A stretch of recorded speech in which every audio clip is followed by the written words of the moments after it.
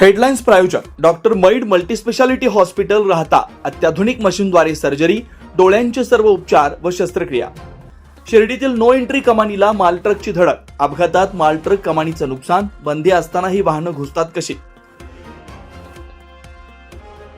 पहाटे दरोडा टाकण्याचा प्रयत्न फसला. कोपरगाव पोलिसांकडून 2 आरोपींच्या आवळल्या मुसक्या तर 3 आरोपी फरार.